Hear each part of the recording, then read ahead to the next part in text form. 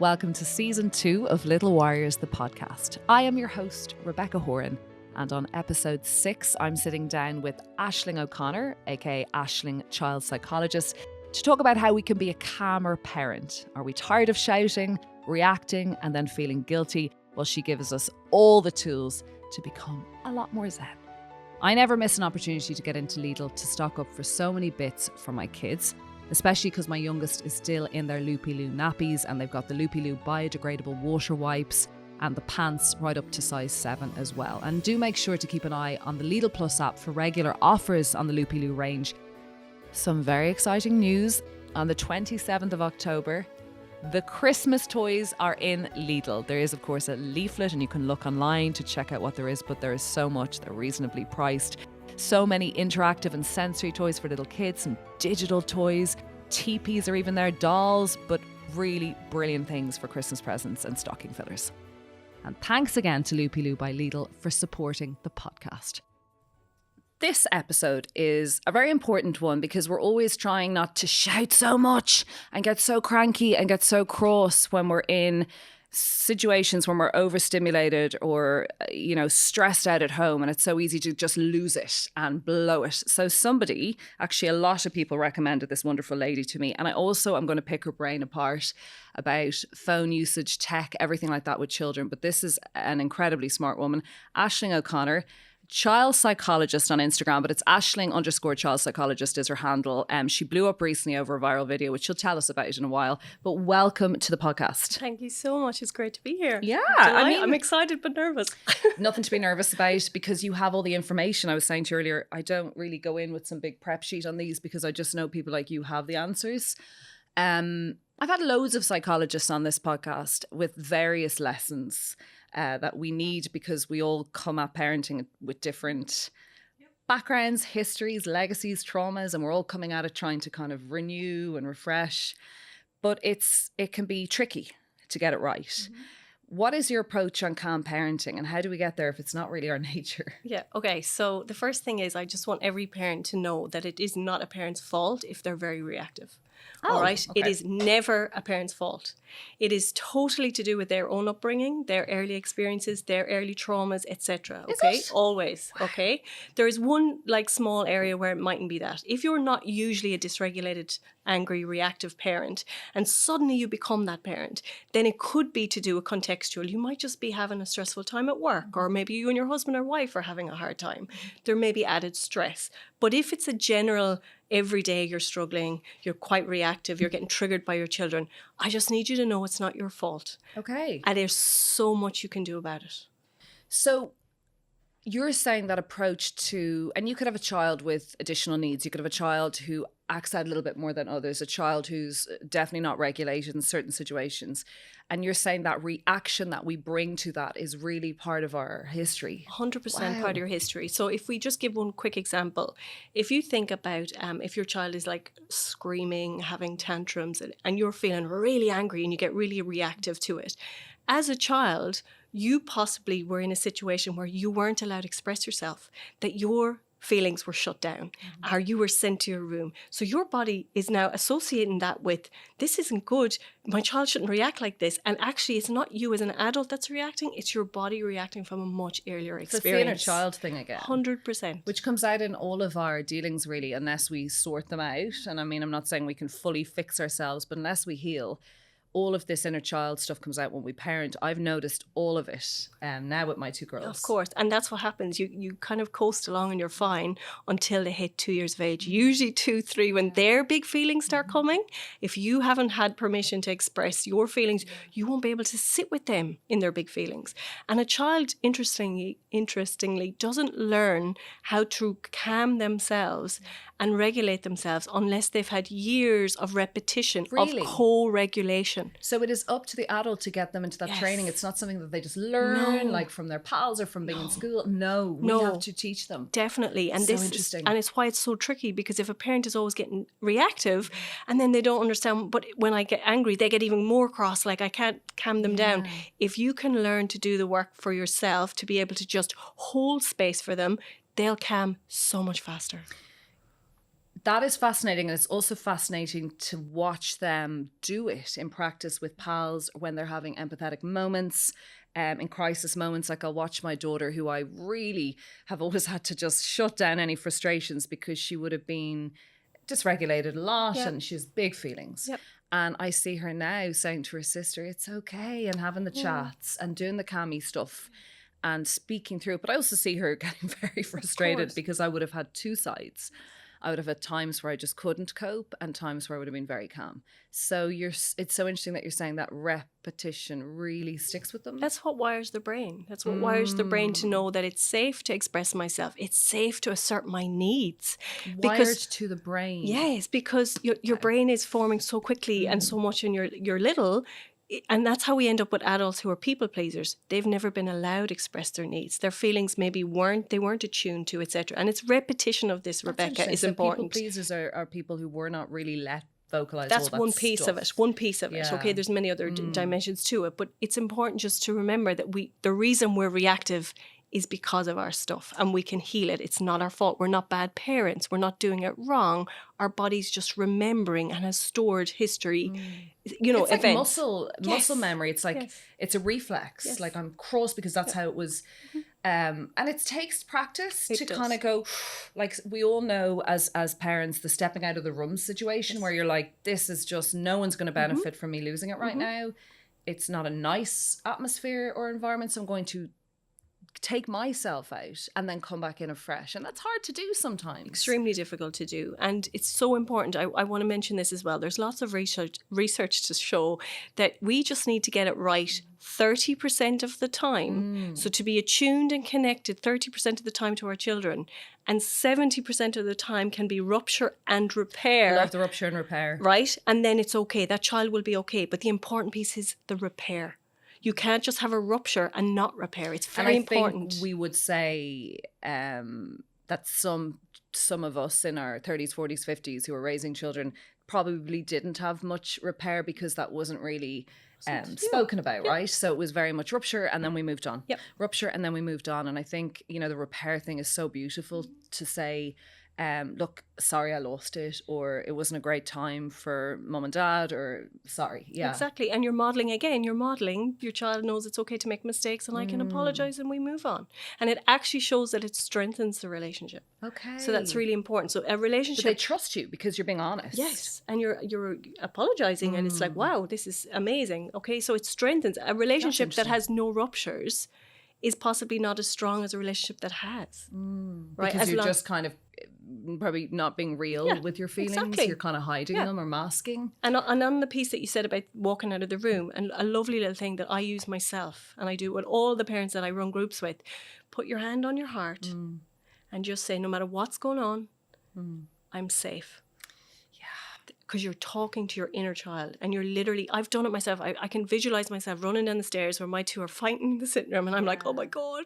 And I've put my hand on my heart and I'm like, whatever this is, I can handle it. I'm safe. And by the time I get to the sitting room, which is a tiny house, by the way, I'm regulated. Yes. Right? So those little words can help. The problem is, what I think, we're all moving at such an incredibly fast speed that we're not slowing down enough to catch it. All children's behaviour, all of it, is communication. They're trying to tell you something in the only way, always. The only way they know how is through their behaviour. So we've dumbed them down a little bit by saying it's acting out. It's a tantrum. They're attention seeking. So there's always something they're trying to... Really? Always. Wow, go so on. Like most times it's attachment seeking. We call it attention or attachment seeking. They're wanting more attachment to you. It's their greatest need in the whole world. You're breaking my heart. Sorry. It's literally their greatest need in the whole world. So most parents I work with, when we kind of go through it, like I had someone recently on the membership, right? And we went through it on the call. And as we went, she was like, no, there's nothing different. I was like, there's something not right here if it's a sudden change in her acting out. And eventually we got to it. She had just started to mind another person's child. And so there had been a disconnect straight away, and her little girl was feeling the disconnect. And so she was acting up in all these negative ways just to try and bring mummy back. She was losing her mama in a way. Exactly. And so even though it's bad, bold behaviour, inverted commas, in fact, it's actually just her going, I want my mummy. God, like all of it is, it's like all of psychology. It's so basic at a level, right? But it's seeing it clearly is really hard when you're in life, right? It's like our own stuff as adults that we have to deal with. What you're saying makes complete sense.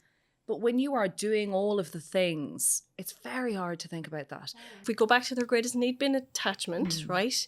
And what happens is if anything interrupts that attachment, their second greatest need is to be authentic, to be themselves. If anything interrupts the attachment piece, they will trade their authenticity to keep an attachment figure close. So let's say hypothetically in a situation where a child is constantly getting in trouble for getting angry or having meltdowns, eventually when they see the parent get angry and the parent move away or the parent send them to the room, they'll shut down the anger and they disconnect from it. And that's part of what leads to the people pleasing. That's part of what leads to the trouble when they're older, numbing. So being sent to the room, I've always thought was just not great, right?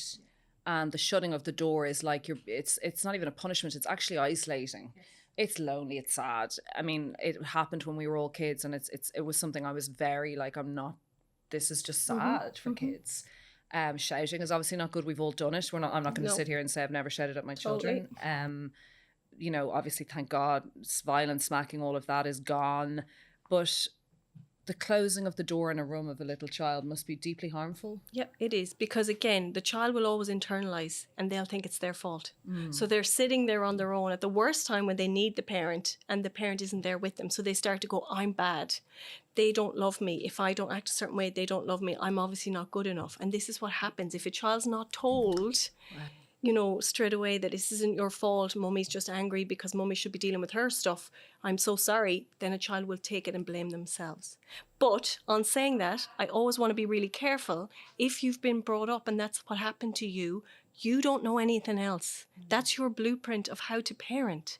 So it's not your fault if you're doing it, but if you've got a niggle or a gut instinct that it's not right, then just follow that gut instinct and then you can do something to change it. I think we all do as parents have that gut instinct when things feel really not good. Like when you've thought you're being really great at disciplining and like, I've done a great job there, but it's been crap. Yeah, because you're all crying. Because everyone's crying, everyone's off, they're up in their room, they're this. You know instinctively this isn't a good feeling. I'm not saying you have to sit there and pet their head for 2 hours when they've like kicked the dog or thrown something at their sister, but it's the discussions, and like I've learned that it works so much better when I'm not crazy. Yeah, of course. Everything runs smoother because it's also... your relationship with your child is what helps them feel safe and connected, right? And when a child feels safe and connected, way less meltdowns, way less big behaviors, way more, like, compliant isn't a great word to use, but you know, they'll do as you ask. Like if I ask one of mine to run upstairs and get me, I don't know, whatever in my room, and they're like, oh no mum, or whatever, and then I make it into a game. So I connect with them and then I do it. I said, right, I'll race you up the stairs. Yes. They're gone and they've done it without even thinking. You. I think you could be faster than me. I often do that to my daughter. I really appreciate if you get me my charger, and she will.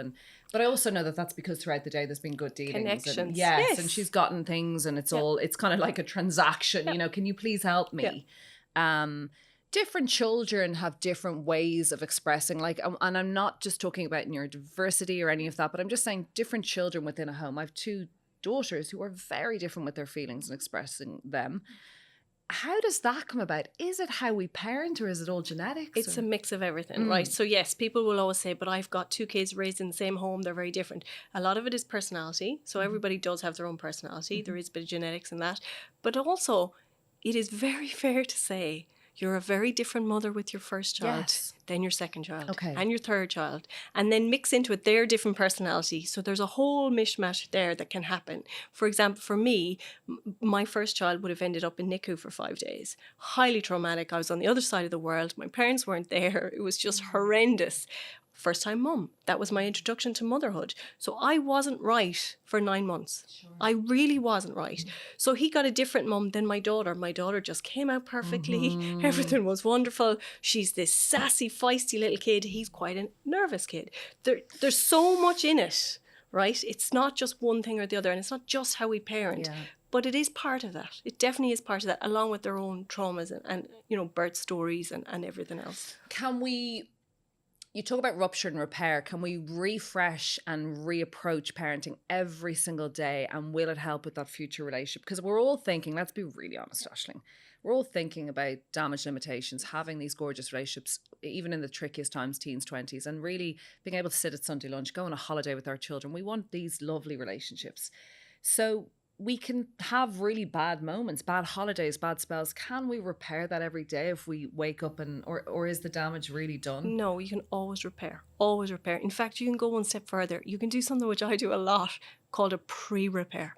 So if let's just say I'm at the Christmas party and the next day I'm a little bit like tired, or I'm gone binging on Good Morning Show or whatever, and on 3:00 in the morning, the next day I'm tired, I will go to my two first thing in the morning and I'll say, guys, grumpy mummy's here today. Just putting it out there. If anything happens, if I say anything, I'm really sorry and you know it's not your fault.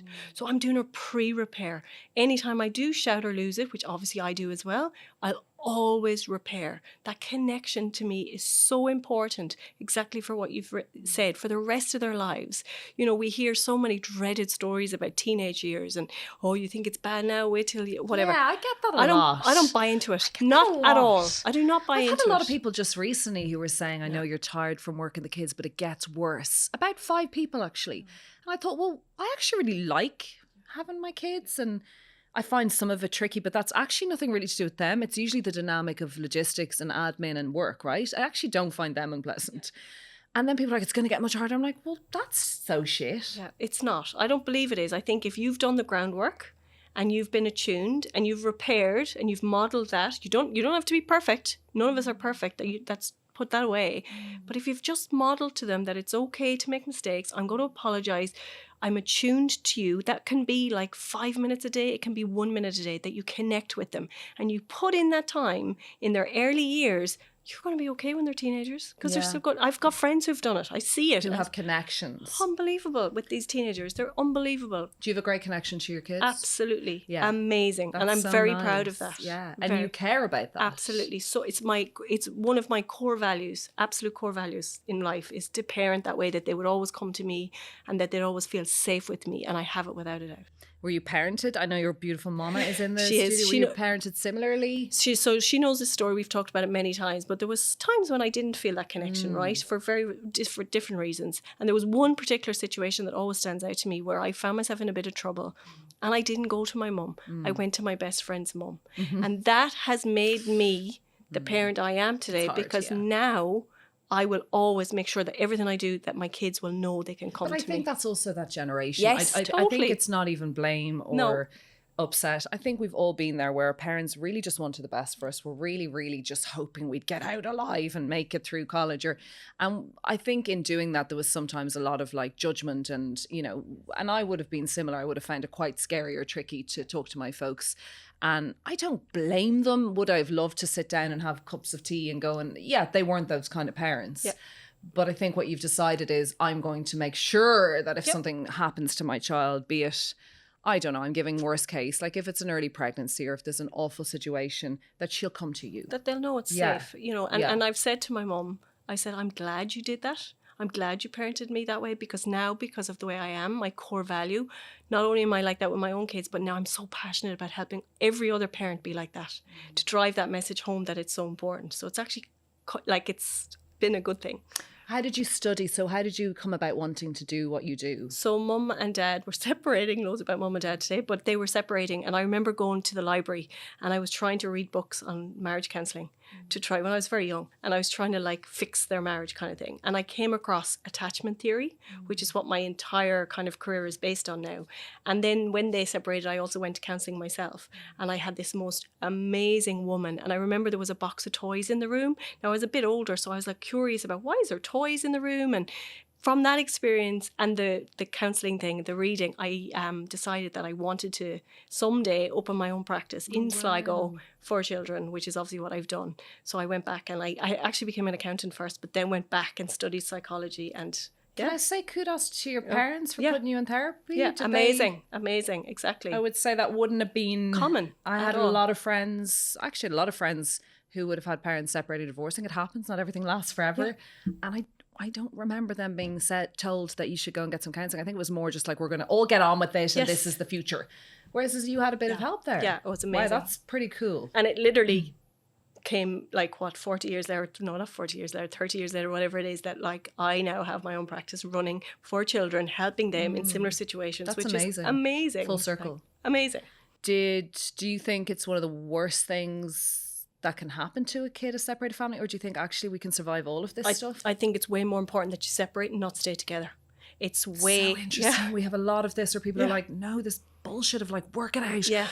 Be damned, stay in that house together and kill each other. Just like, I have a lot of friends who are like, it's for the kids. I'm like, for what? Yeah, because they're looking at you, right? It's toxic. If you are not happy, as much as you think you're hiding it from your children, they're absorbing everything. They're watching every move. They're watching every glitch in your face. So smart. They're so smart. That's how they know if they're safe, because they read your body language, right? Way before you say a word, they read body language. So if you're not happy, a happy mum or a happy dad, your child's going to know that. What are your views, Aisling? So my views are on a smartphone, I presume we're talking about. If we talk about smartphones, I mean, I'm not talking about mum needs to collect me from hockey I live. Like, we live in the middle of nowhere. So those texting situations where people give either a watch or thing and it's monitored, I'm not really talking about that. I'm not crazy about that either. But I'm talking about access to social media, WhatsApp groups, TikToking, keeping up with the mates' photos. 16. Yeah. Absolutely. 16 is the minimum. It's not that age, unfortunately, but that's what it should be. That's what we're getting to. We've banned it in Australia. What is it in Ireland? In Ireland, at the moment, you can just have it whenever. There is no straight, you buy your child a phone whenever you want, obviously, but they're starting to talk about, they're trying to delay it. There are kids at their communion money buying phones now, which is just horrendous. It's absolutely ridiculous. But anyway. There's a stat in the UK, a third of kids between the age of 5 and 9, I don't know whether you've heard it, have phones. I have them. Yeah, there's some around a status all last week and I was like, that can't be true. Yeah, oh no, it's true. It probably is true. Like, it's getting younger and younger and younger, even though now we're having more and more conversations. Like, I'm literally going around the country now having conversations with parents. So what they're doing is they're bringing parents together in like parents associations and we're talking to them about forming packs. Yes. Phone-free packs. You've heard all about it. Yeah. Okay. So I just come along, I do the talk about why it's important and hopefully get all those parents to sign it, because the only way we can fight this is together. The only way. Yeah, because if you've got one or two in the class parents who are like chill about it and then 3 or 4 that are on the fence, it's just a myriad of drama, right? Because the kid is like, well, she has, he doesn't, she does. But also 16, right? Puberty hasn't even really come into effect 11, 12, 13. So you're not even like, armed with, you haven't had your periods, you haven't had any first experiences. You're only really in that little part of school. 16, you feel like we're kind of starting to understand. Yeah. And your brain is more developed. That's the whole point of it as well. Like, your brain has had much more time to wire and develop. That's really key, because there's so much damage, especially to our girls, from a social media point of view, because of the comparison. So we know, right, that I think it was last week or somewhere it came out that Instagram have managed to change the algorithm or drive the algorithm that as soon as a teenage girl is deleting selfies, that she starts to get hit with beauty products and dieting pills.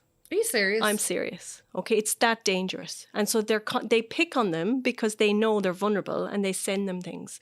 Like, it's so detrimental.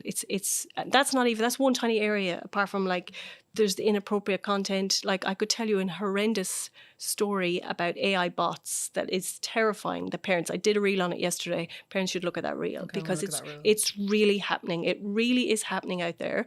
And this will also shock parents when I say it, but I'll say it because it's important. You need to be talking to your child about sex and pornography from 8 years of age. We didn't, like, to be fair, my mum would talk to us about periods and like if you kissed a boy, we did have chats. Yeah. We didn't need to talk about porn, because the only way you would have seen porn is if someone else's home had someone's dad or something had a stack of mags, or there was a video and there would be a shock horror moment. But we weren't going, oh my God, did you see this? Because there was no access, right? So if that was occurring, or if you were in someone's house and that happened, that is what happened, right? And I am very much about the non-closed door policy on play dates. And when my child is somewhere else, I'm very much like, what is she seeing?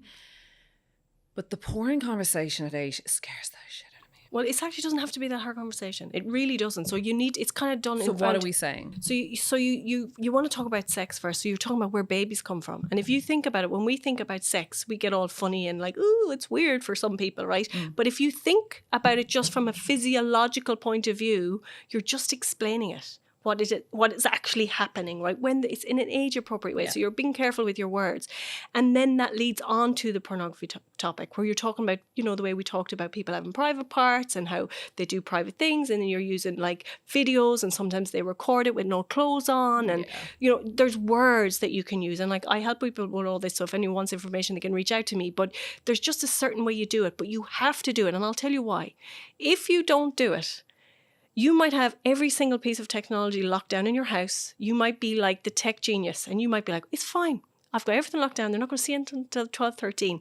What happens on the school bus? Yeah, someone else. What happens on the sleepover, which I hope you're not doing, because sleepovers are another whole dangerous topic. I think so too. Yes. I feel very strongly about sleepovers. Yes. What is that? So many people have their first really inappropriate experience at a sleepover. I know. What is that? I don't know what it is. It's just... I don't hear very good stories. No. And now I'm like, no. Unless you are like 1000% sure, which you really aren't. And it's worse now, because if you're sending them into a house or letting them go to a house where there's older siblings, this is like a whole other conversation. But first we've got the phones, then we've got the massive increase of sextortion and self-generated content, where people are being blackmailed to provide content. So when you've got an older person, then you've suddenly got this younger person in a house, or a younger sibling or a younger cousin, they've captured the footage. They've captured the footage of inside bedrooms where they've been forced to do things because this person was blackmailed and they felt like they had no choice. So that's something to consider with the sleepovers. Also, I do think there's a lot of exploration and, stuff that goes on between little kids because they don't understand, right? Mm-hmm. And then you kind of let them have an actual sleepover where they're not in their home space or their own beds, and they're in someone else's, and it can be very scary for them because they're like, oh, is this normal? Yeah, exactly. I mean, I remember it as a kid. Yeah, we all have stories from when we were kids, of course. So it's something just to be really mindful of with the sleepovers. I wouldn't. The sleepovers. Yeah, I'm very strict about it. I don't let them. I just don't get it. Why would I be wanting? And it's also different family dynamics, cultures, rules, what they do and don't do. And that's great for that home, but it may not be what you wanted to do in yours. Yeah, and another thing with that as well that I find, recently I was at this bounce park or whatever the kids were at, and I was so shocked the amount of little 4 and 5 year olds that were going off into a public toilet on their own with no parent. That's weird. And there was a lot of older people in this, because it was a centre where there was one area for older kids and one area for younger kids. And I was just like, just to consider that with public toilets as well. Absolutely. It's not also, she wouldn't know how to get in if the door locked or if something I mean, yes, there's the awful stuff that you can bring your mind to, but it's also the logistics of a toilet for a child. There's the tampon bin, there's dirt, there's... Yeah. They shouldn't really be in a loo on their own. Just think that parents, I think sometimes just don't think about it. It's not that they're bad parents. We're just always kind of a bit lax now because we're like, we don't want to over helicopter our kids. I mean, there is a fear of that too, right? Of course. You have to be. This is one of the things. I'm sure you've heard of Jonathan Haidt. He's a fantastic book, The Anxious Generation, right? Wow. And he talks all about what's happened since we've introduced the smartphones in the 2010, 2011 era, and how there's been massive increase in mental health issues and concerns and problems. And the reason being not just because of the introduction of the phone, which it obviously is, but also the fact that we've all become so fearful that our perception of how dangerous the world has increased so much due to access. We've also too much access to everything. That's what it is. If we all look at our phones all day, we're like, I'm not good enough, I'm not hot enough, I'm not rich enough, but also there's a war there and that person died down the road from me, so Micah, it's too much, right? Let's not hide away from the reality that there is a lot of bad in the world, but we don't need to have it all day infiltrating our brain, yes, right? And the research shows that it actually isn't any worse than it ever was. It's also not helping. But we just think it is, right? Yeah. So we've stopped letting our kids outside to play. Oh no, I mean, I'm mad for the green, which we're very fortunate about. Yes. We have a green, which means they're not watching or sitting. They're playing and making up games, and I'm very encouraging of that and watching what goes on. Building forts and doing all the stuff we did. Just messing outside, So that's really important, to try and build that muscle to allow your child, like I've started letting my little guy run into the shop every time to get me something. Great. And his confidence. Yeah, they love it. Absolutely. The paying for the thing. It's just those little things. But also crisis management, also dealing with friendships. Like I remember my first one used to go out and play in the green. There would always be a dynamic or a row with a friend or something. And now it's the learning to like come back together, start again. Conflict resolution. Yes. So you don't have a parent coming in intervening. You just let them figure it out. And then I was like, you'll be like, go back out. Yeah, exactly. She's not talking to me. Go back out. Yeah, they figure it out. So giving a phone to a kid in primary or early secondary school is an absolute minefield. Yes, and I would say an absolute no. But if you do, right, let's But talk why do they need a phone? They don't need a phone. So a parent is afraid that they're going to be left out, or some parents, I guess, do feel like they need to be able to contact their children. Okay. So in that case, right, for whatever personal reasons,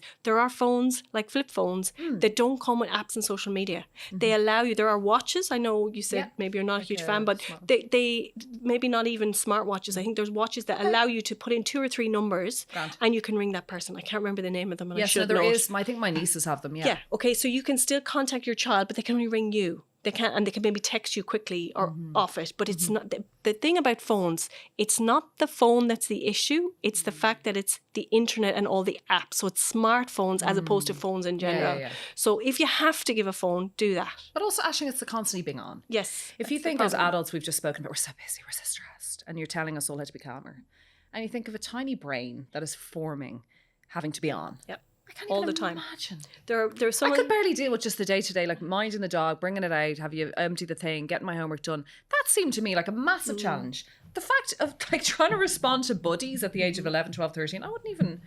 Someone told me the other day their child was added to a group with 200 people in it. And the next morning, because they were great, they took the phone away and stuff. Like, they did a lot of the stuff right that they're meant to do. They took the phone away, and the next morning they looked at this. I was told this on Wednesday or Tuesday. They had 2,000 messages on it in the morning. Sounds like my mum's group.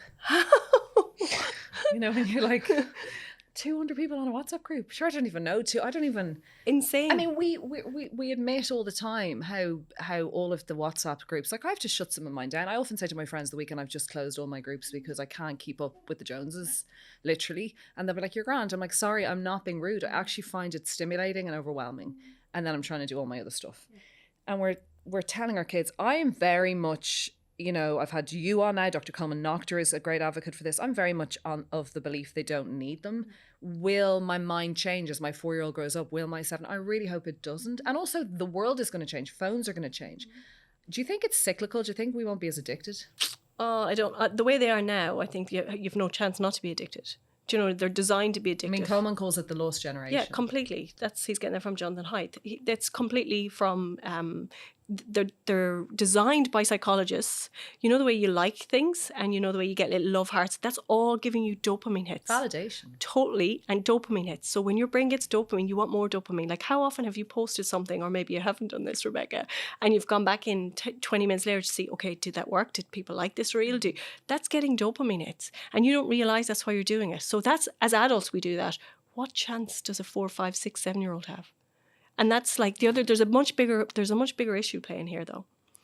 When a child is born, from the minute they're born, every time they goo and ga and a parent comes to them and kind of smiles or changes the nappy or does whatever, we call that a serve and return response. And every time there's a serve and return in a healthy relationship, and it's a good, positive way, the brain is wiring and it's learning that A, I'm good enough, and B, I can trust people. So now we have serve and return, because the phone is there all the time. And we have all these gorgeous young mums and new parents who don't know how damaging this is. So all those times where you would have in the past gooed and gad with your child, you're now like this and you're kind of half not looking. So we're actually impacting the wiring of these children's brains by having this phone in the room, which is a much bigger society issue, I think, which is a little bit scary to talk about, but it's truth. And it means we have children growing up that don't feel as confident, that don't have the same self-esteem, that don't feel that they're worthy or good enough. Because the minute a parent takes out a phone, like, and a child comes to you and say, Mom, and you're like, yeah, one second, and you don't even look at them, they instantly feel inferior. My 7-year-old says, can you put your phone away? Yeah. Yeah. And I mean, I'll just go, so oh my God. And she'll go, please. And I'll go, absolutely. And I don't do the in a second. I feel absolutely heartbroken that she's and I love her calling that she me says out. it. Yeah, I love it. Right. I'm like, oh my God, I'm so sorry. And that you have that relationship. Like, that tells me straight away how attuned you are. No, we're so close, but it breaks my heart. Like, what an asshole am I? But you're not an asshole. Yeah, you're a busy mom and you're doing your best. But they're so addictive that we forget. Like, sometimes we might go on and look at one thing and next thing you know, an hour's gone. Like, I'm actually really good I create a lot of content. I don't consume a lot of content. Okay, I'm good. one of those people. Yeah, I'm a bit like that. Yeah. I don't create very much, but I don't consume as much as because you can't. Like the odd time I'll go down the trap, obviously, and you do. But like, imagine a child's brain they've no discipline to not do it. So it's just delay. And I always say delay and play. Delay it as long as possible and let them outside to have freedom. That's what we need to go back to the 80s, basically. Like it just in every way. Music, life. Music. Yeah. Aisling O'Connor, you are so incredible. Give us your handle again. I want to check out all of this content later when I'm not consuming. Yeah, what is your handle? _child psychologist. Yes, and she is absolutely brilliant. The stuff that you're putting out is helping us, it's arming us. But like, I really am so grateful for you and people like you. And thank you for coming on the podcast. Thank you. It's been great.